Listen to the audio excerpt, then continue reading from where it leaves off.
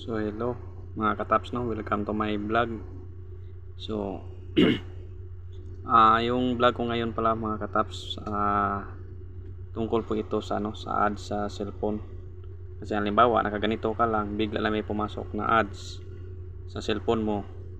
So sa akin matagal tong ko nahanap, kasi yung iba maraming sinishare, yung iba na dito rin ito sa setting.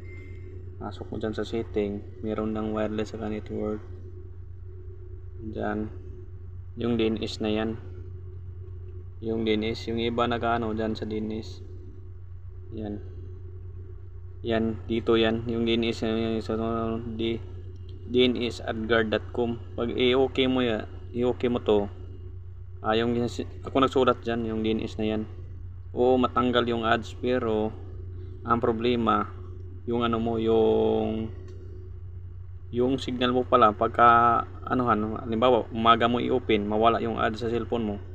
Pero pagka hapon naman, mawala rin pati yung signal mo, lahat na yun, wala na yung connection. Kaya yung ko, ginawa ko yan na hirapan nga ako nung ito, nalimutan ko pala dito yung ko, yung Chrome ko, reinstall ko, bakit nawala na akong signal.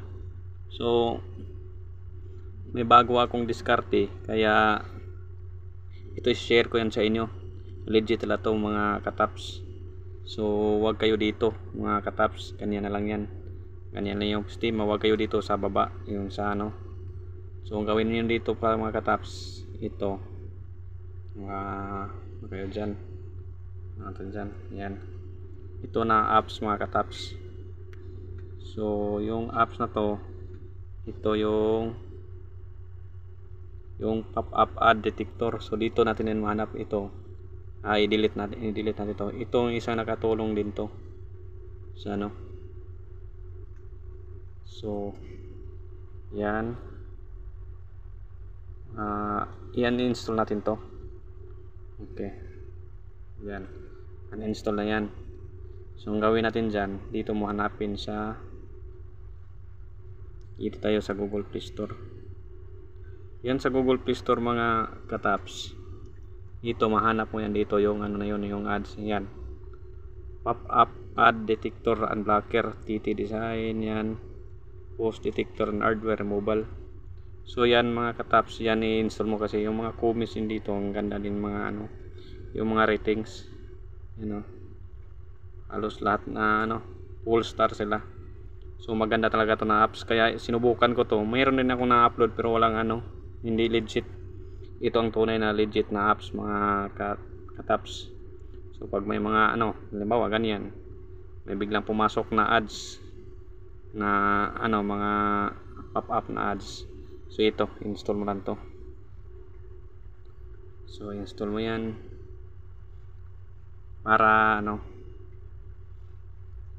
yan, sinubukan ko yan kahapon lang yan, bago lang to na install ko ngayon 2023. Ito ang pinaka legit na ads na may pumasok sa ninyo sa cellphone na mga ads.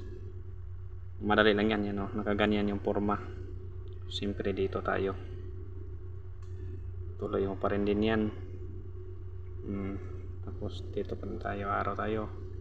Yan, siyempre pop-up detector, i-grant mo yan doon sa setting.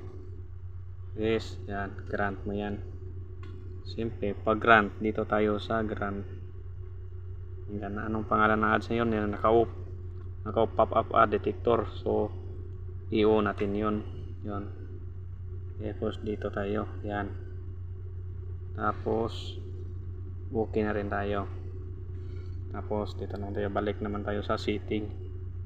So ganyan lang siya mga kataps. Tapos dito ka naman uli, tapos ito naman, draw over the other apps. Yan, tapos cancel ka naman. Yan, okay na. No data, how to use. Yan, dito sa akin kasi wala na yun, hindi na nagpa-pop up yung mga ads, nabura na yun pinabura ko na yun.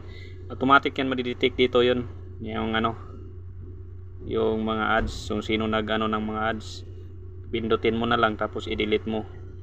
So yun, hindi na yun papasok yung ads. Tapos balik mo lang yan. Ayan o, dito na yan sa taas, enable. So pop up yan siya. So ang gawin mo dyan, check all recently open apps. So yan, balik mo yan, tapos ganyan pala, tapos i-X mo na lang yan para mawala yung ano na yan. Ganyan mo na lang yan para wala yan din dyan. Pag ano mo, pag may pumasok na ads yan, pwede mo yan dito. Beside na lang yun sa ano, sa halimbawa sa YouTube, may ads man talaga yun sa mga Facebook, sa mga kahit anong mga social media. Pero pag may ads yung nakaganito ka lang, tapos may biglang pumasok na ads, yan, malaking gamit o legit talaga yan, yung ano na yan, itong ano, ito na apps. Makita mo lang yan sa ano, Google Play Store pop-up ad detector. So yan ang pinaka legit na ads, no, pangtanggal ng ads. So pag makita yung video na to, share nyo to, tapos subscribe para ma-share ko rin sa inyo kung may mga bagong nito, mga update ng video na may matutunan din tayo o may matutunan kayong lahat. So i-upload ko na ninyo uli. So maraming salamat po. Yan lang po.